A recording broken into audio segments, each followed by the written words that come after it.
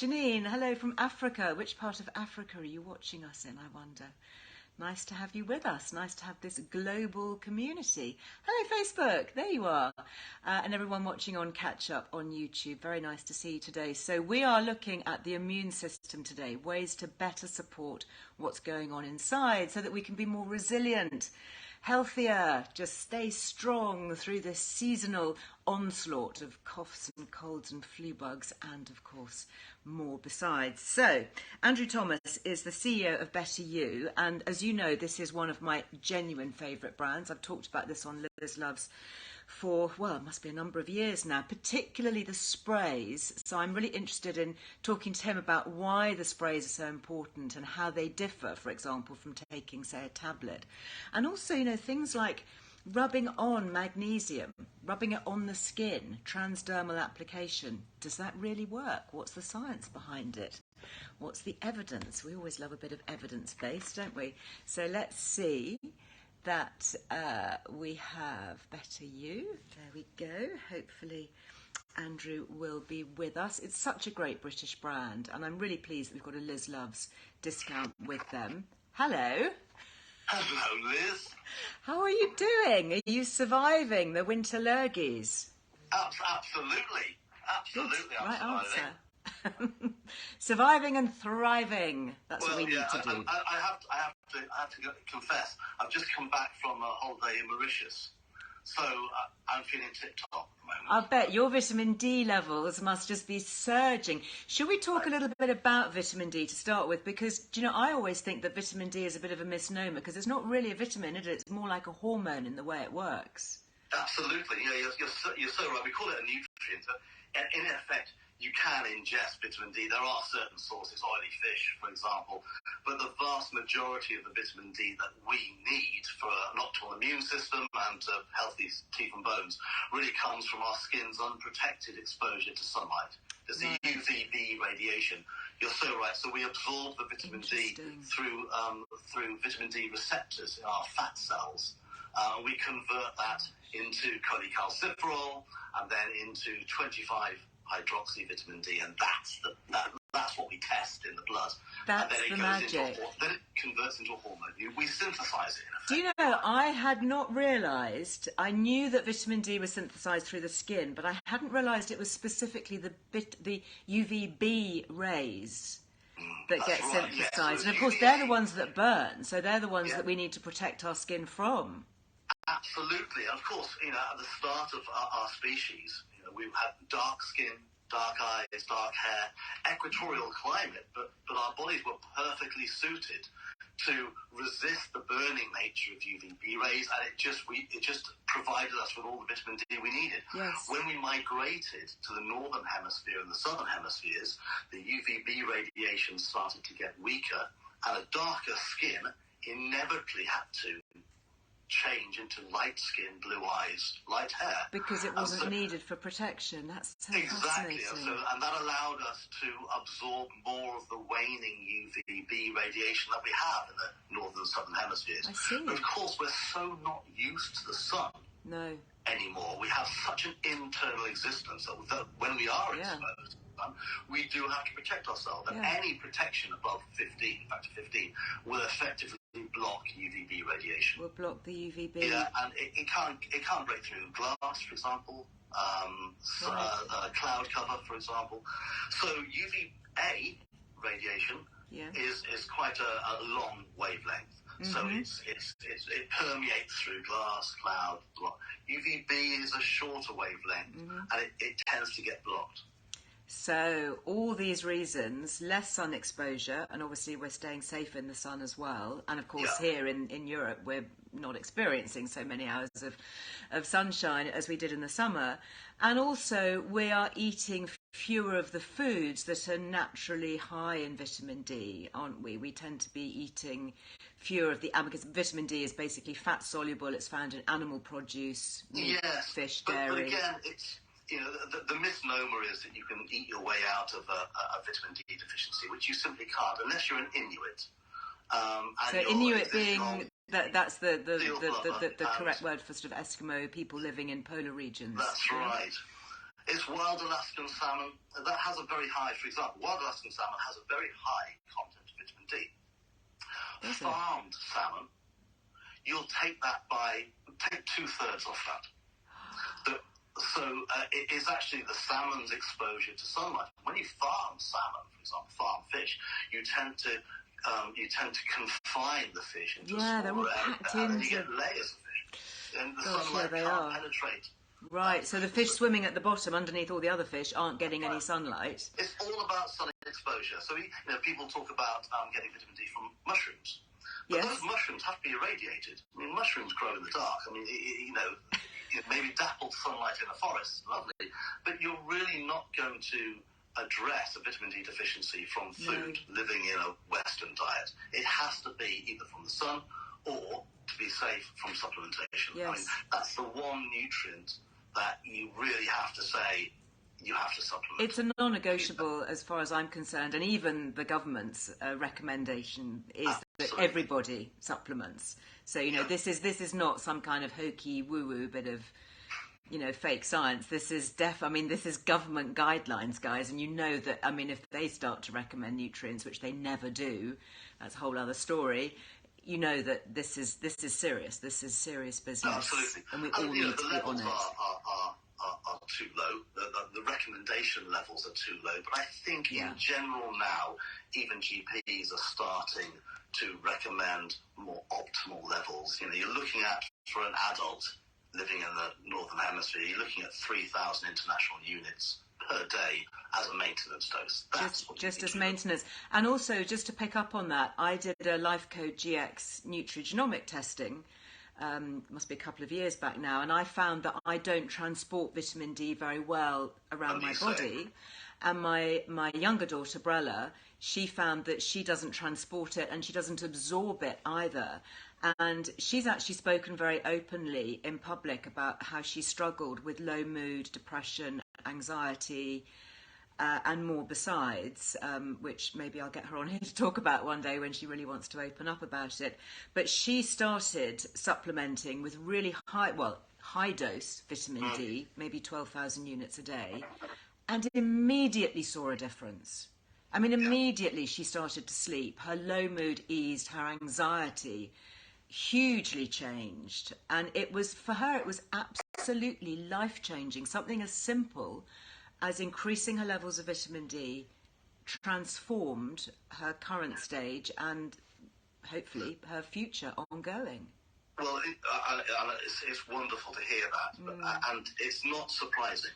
At Betty, we're evangelical about many things, but two in particular: magnesium, as you rightly said. Love a bit of magnesium. And vitamin D. We are a solar-based life form. You take us away from the sun, we stop thriving and we start to degenerate. Vitamin D is fundamental. Solar-based vitamin D is fundamental. I have mine here. Oh, well done. Now tell me, because there are different types, aren't there? Talk us through. So you talk about vitamin D3, which is the one that you use. Is it D2? Oh, this is 3,000 units. We do D3. There's D2 and D3. D2 is basically the sort of, I suppose, what you find in plants. There's cholecalciferol and ergocalciferol. Ergocalciferol is what the plant-based vitamin D. That exists in us as well. And when we've done vitamin D testing with the NHS now for the last 9 years, and continue to do so. And we find elements of vitamin D2 in the body, but it's the D3 that our body needs to synthesize into 25-hydroxy and 1-alpha 25-hydroxy, the hormone vitamin D as we know it. It's D3 that you need. D3 to look for. And I love this one. This is actually mine here, which I take every day without fail. It's D3 with K2. Can you talk us through why K2 needs to be? Is that vitamin K? That's right. There's vitamin K, there's vitamin K1 and vitamin K2. K2 is there, and there's a bit of a misnomer on that one. A lot of people used to say you need K2 to absorb vitamin D. You don't. You don't. But they do harmonize our body's ability to break down calcium and get calcium out of soft tissue and into the bone. Oh. So there's this holy trinity of calcium absorption nutrients. Because calcium is wonderful, but it's only wonderful if it's in the bone. Yes. Around soft tissue in your body, it's just problematic. And so you need 3 nutrients to get calcium broken down, solubilized, and into the bone. And it's magnesium, vitamin D, and K2. Without sufficient quantities of those 3, you're struggling. No matter how many drugs you take for osteoporosis, for example, unless you're optimizing those 3, you're always trying to push water up the hill. That's so interesting. And so that is like the Holy Trinity. You've got those 3: magnesium, D3, and K2. And K2 for optimal bone strength. For bone strength, locking that calcium into our bones. And it's really terrifying, actually, as midlife women, and I obviously speak as a midlife woman, how much calcium we lose out of our bones, and how our bones just disintegrate and degenerate. And yes, it's really important to do weight-bearing exercise, to walk, bit of running, bit of jumping on the spot, all those things that can help the impact. But we do need to support our bones, don't we, with some supplementation? Absolutely. And, you tend to have, we have had in the past this knee-jerk towards, elevate your calcium intake. But that's wrong. We have a pretty high calcium intake already in Western diet. Our dairy alone gives us a hell of a lot of calcium. Lots of calcium. There's calcium in fresh fruit and vegetables. There's calcium in all dairy products, but also meat. We do have a very high calcium intake. In fact, if you look at a Western diet compared to a traditional African or Asian diet, we'll probably have 3 times the calcium intake than they do. The problem that we have, that they don't, is that we have a very low K2 intake and a very low D intake and a very low magnesium intake. It's not the calcium we should be worried about. It's our wherewithal to absorb it. If you look at a traditional African or Asian diet, very high exposure to the sun, high D3 levels. They allow foods to ferment. They have a good fermentation policy for their foods. We don't. We stick it in the fridge. We put it all in stasis. We've lost 75% of our K2 since the invention of the fridge. We've stopped food poisoning. We've saved lots of lives. The fridge is wonderful. Yes. But lots of societies have fermented foods. Completely. African, Asian societies have a lot. Very much so. I was in Ethiopia actually not that long ago on a charity project trip, and they live on this. I think it's called injera. It's like a fermented pancake. Yes. And everybody eats it every day, in the baking sun. And I have to say, for a nation that has so little food security and is very fragile with their food distribution networks, they've got incredibly strong teeth, beaming smiles, strong, healthy bones. I saw no obesity or metabolic disorders. The vast majority of people on this planet, are lactose intolerant. They don't have dairy like we do. Yeah. But it's not the calcium intake, it's how you manage the calcium absorption. So a couple of comments coming up here I saw on Instagram. People with osteopenia, osteoporosis have been advised by their well-meaning GPs to increase their calcium intake to support their bones. That's not the message, is it? It's increase your D3, your K2 and your magnesium. To support the calcium absorption and lock that into the bones. I mean, that is such a simple message. Isn't it a tragedy that this is not all taught at medical school? I couldn't agree more with this. I mean, why is that simple message? And even beyond that, why are we not teaching this to our children? We might tell them to, drink up their milk or eat more yogurt or whatever, which is all good stuff, firmly. I genuinely believe that. But let's let them know about these other things that they need to make it used in the body. I agree. But we've done a fair bit of work with the Royal Osteoporosis Society. Of which I am a patron. Not a patron, sorry, an ambassador. Sorry, the Queen Consort is our patron. I'm an official ambassador. But I know it's very, very close to your heart. Yeah. That it's now about preventative advice. It used to be about, looking after and helping you get through. Yeah. Now we know that the strength of our muscle, our skeleton, is at its optimal at about the age of 22, 23. We have to teach our children good nutrition. Yeah, we do. Elevating bone strength, because thereafter you're in a maintenance mode. Yeah. No, as soon as we hit menopause, the 50s plus, and the same for men as well as women, we start to degrade. Yeah. It's all about maintenance. Yeah, you're so talking my language. I love these conversations with you, genuinely do. Tell us, this is what I use, and this is what I've been using for a number of years. I buy this regularly, as you know, on your website. I buy this, I give it to my kids. Kit's taken it to university. Brella's got it in her bag in London. Lily's got it, that we're all on it. Why the spray? Why is this so much better to actually have it absorbed through the tissues in our cheek? Our digestive health has probably never been worse. Digestively, I am trying. I am writing about it and talking about it, but you're right. It's not anybody's fault. We've had the last 100, 200 years of industrialized agriculture, the last 100 years of processing food. We put a lot of pressure on our guts. There's probably 40% of the population who have either dysphagia, where they are unable to take a tablet or capsule, or would prefer not to because of the gagging reflex and feeling it gets stuck in their throat.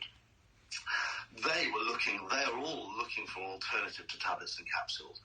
The other aspect is that from a digestive point of view, everybody on this call now will absorb an active from a tablet or capsule differently.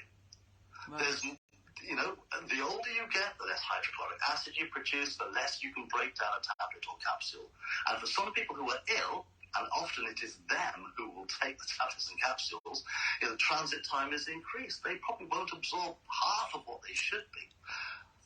What we're doing with the oral sprays is basically bypassing primary processing by the digestive system and getting it into the bloodstream as quickly as possible.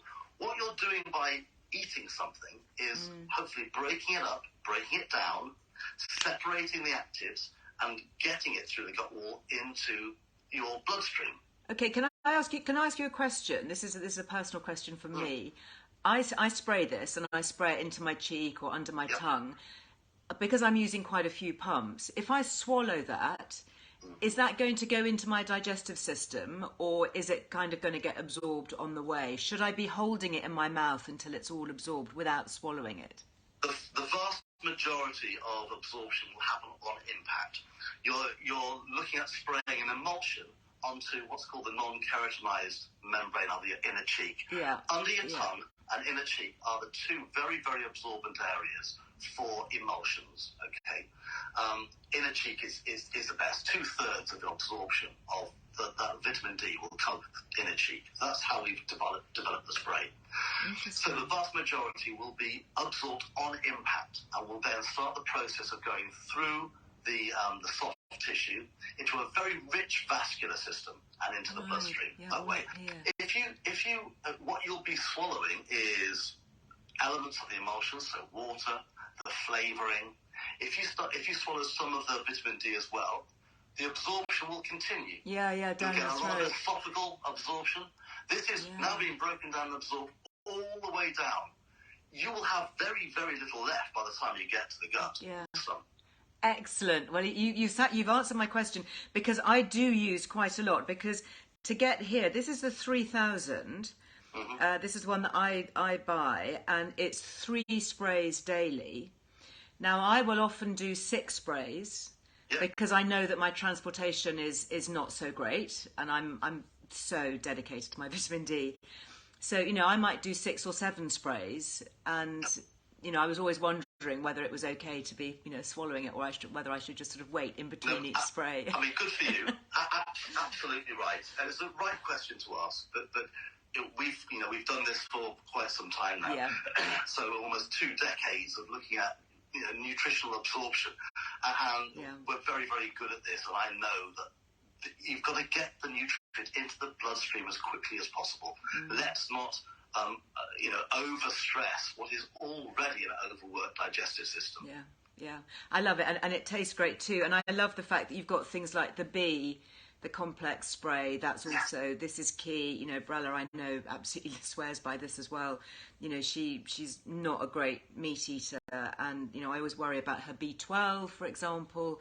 and just making sure that she's topped up on all her nutrients. And for my other kids as well, being students, they don't tend to eat so well. B vitamin so important for stress and nervous system. Very much so. Stress, energy production, cognitive function, all those. B12 actually, because we've been looking at B12 deficiency in the UK for some time. We have a B12 test, and B12 is one of those nutrients which is very, very poorly absorbed in the gut. We're seeing vast deficiencies now in the UK, and I think across the world. I think South Africa, Japan have elevated their level of deficiency way beyond ours in the UK now. So we could be considered low in the UK. In Japan, we were considered severely deficient. Do you know, that's just such a scandal. And I think, that actually, on a kind of a political note, just stepping onto my soapbox for a moment, if this was more widely known, we would really be taking like the processed food industry to task and just really, again, re-examining our food supply, our agriculture, how food is made, produced, what the daily recommendations are. By keeping these government requirements low, or the RDAs low, we all think that we're sufficient. But it's staggering to hear that around the globe, these deficiencies or insufficiencies of nutrients are being recognised and the levels are being officially increased. And yet we're not doing that. We've got our heads firmly in the sand on this. No, you're absolutely right. And the more we process food, the more that we extract nutrients out. Yeah. And, there's so much, we laud these companies who then put the vitamins back in. Yeah, but they're synthetic vitamins and they're not absorbed properly. In the first place. B12 is certainly one of the, I have massive passion for magnesium, D and K2 for bone health. And we're talking about winter wellness. D is so important for that. But B12 for cognitive function, for energy maintenance. My energy levels change when I use this. Yes, B complete is excellent. You've got B6 in there, B2, B1. You've got the full complex. And again, spray straight into the bloodstream, so no wastage. Before we go, can we have just a quick word about magnesium? Because these are so interesting. I love your magnesium sleep, the lavender scent. It's just fabulous.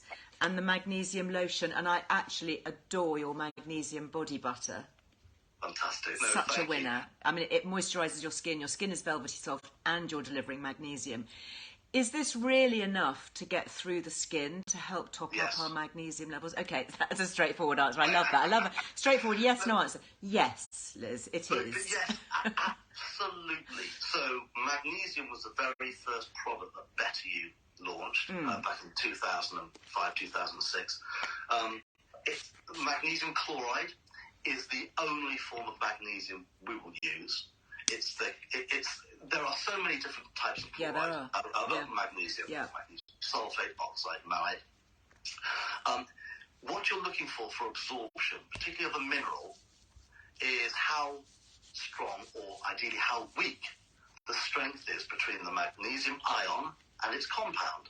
So for magnesium chloride, it has the weakest bond between the ion and its compound, which means that the magnesium ion, is easily released. It's the ion, the magnesium ion, that our bodies need to absorb and utilize. If it continues in its bound compound form, it's no use to us. We can't use it. Right. It's got to be released, and that magnesium ion is then used by the body. So in the chloride form, it breaks up completely. Liz, you've used the flakes. Yes. If you put some flakes on the table, magnesium flakes on the table, within half an hour, they'll start to weep. Within an hour, you'll get a little bit of a pool of water. Really? Within 2-3 hours, they'll have broken down and going back into the water. It's that volatile. The bond is so weak, and it's that magnesium chloride that we use on all our magnesium. So that's how it gets absorbed into the skin, because you're using it through. That's right. It goes through the pores via the hair follicles into what's called the interstitial fluid, which is the layer of blubber when we we used to be sea mammals. They live underneath the skin. It's stored there beautifully and then fed. It only goes one way, then it gets fed into the bloodstream, and we can absorb cellular magnesium that way. And really, it only works with magnesium chloride. It doesn't work with anything else. Yeah. And So just before we go, is this best used at night then? Because that's when I tend to apply it. No, a little bit often throughout the day. If there are people, if there are listeners now who are taking a magnesium tablet or capsule, I mean, good for you for doing it, but you really want to break that up. You want to take that over the course of a day, a little bit often. Do you? Graze magnesium. That's because grazing magnesium. We get it from dark green veg. That's how you get magnesium. The best way for putting it onto the skin in the morning. This is how I use it. Yeah. So after a shower in the morning, if you can during the day, like if you go for a run at lunchtime, after a shower then or after. Yeah, or just as I'm doing here. I mean, I've just applied some on my arms here. I'm just sitting here. It's a lovely arm and hand lotion. You'll absorb it all.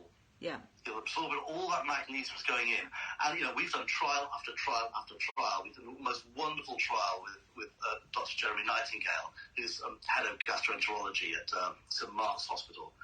Looking at patients with severe gastric trauma, Crohn's disease, celiac disease, pancreatic enzyme disorder, where they've taken some of the stomach out, and they will all struggle with magnesium absorption. They simply cannot absorb it in the gut from food. They will all have to come back on a weekly basis to get a magnesium IV or a subcutaneous injection. Wow. Well, we proved that 50% of them could self-maintain their magnesium through applying it through the skin. With that. So genius. Honestly, so yes, it works. Yes, I am evangelical. Yeah, you are. You are. I love a stiffness, fellow osteoporosis, magnesium. Passionate person. Andrew, we're going to have to leave it there. Do you know, I'm going to make sure this is obviously saved on our channels. I am personally going to go back and re-watch this with my notepad, because you have spoken so much sense, and I think taught us all so much that's so helpful for everyday life. If we're into health and fitness and living well for longer, having a better chance with our immune system, and if we're buying these things, let's learn how to use them properly, because then we get the best value from it, rather than wasting our money on things that frankly aren't going to work. Thank you. And talking about value for money, a big thank you, because you've given us 15% across your website, excluding the testing kits, because they're pretty much sold at cost, aren't they? I know. Yeah, they are, because that's loud costs. But everything else, absolutely. We love the association. We love your audience. So do I. Intelligent. They ask the right questions. Passionate. Yeah. So Well, thank you. Thank you for being with us, really, and thank you for helping to keep us all well. We so appreciate it. Absolute pleasure, Liz. Thank you very much indeed. Nice to see you. You're going to have to click off, my lovely, on that little square at the top, otherwise I might click everybody off. Bye now. Bye, Liz. And actually, I should just say, just as an aside, all their plastic packaging is recycled. They get it out of the oceans. They take the plastic particles out of the sea and reuse it. So, I mean, you've got to love that brand. Genuine love. Genuine Liz loves. A couple of other things before I go. Talking about supplements and delivery systems, you know that I love liposomes. And again, this is a way of delivering nutrients that bypass the gut and go straight into the cell membranes. And this is my new favourite, quercetin. You know how I love quercetin, particularly for things like hay fever. It's got amazing antiviral properties. It's an extraordinary nutrient, quercetin. I'm doing a lot of research into it right now. And Love Liposomal have just come on board with a Liz Loves affiliate discount, which I'm thrilled about, because we've had the magnesium supplement, which you can have as a subscription gift.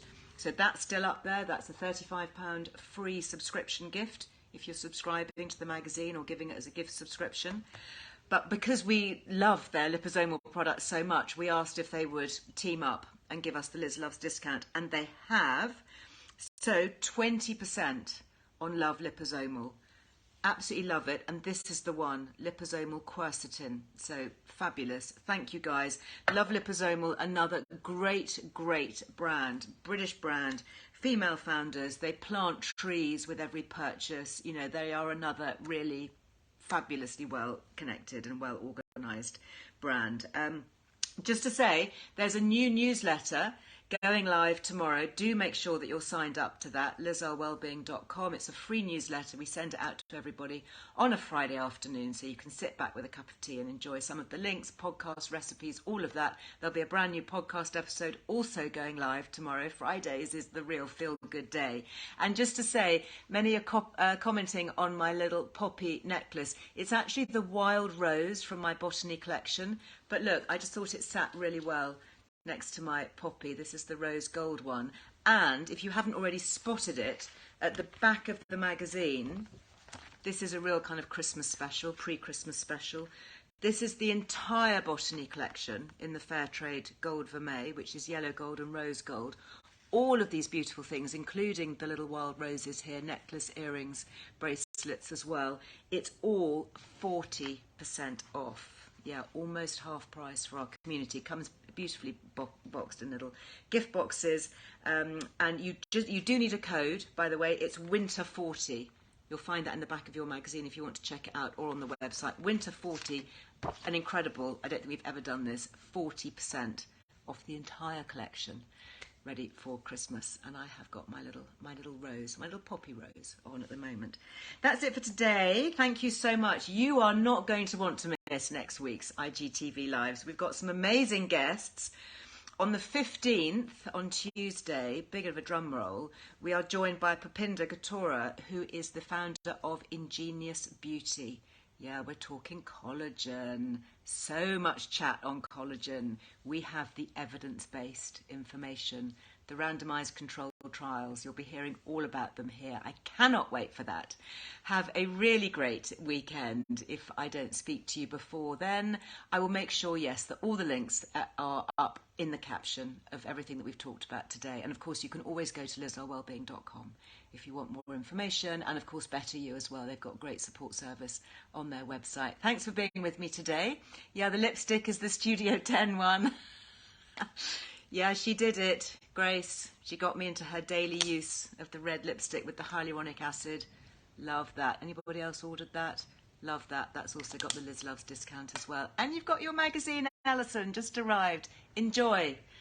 Have a lovely rest of the day. See you next time. Bye-bye.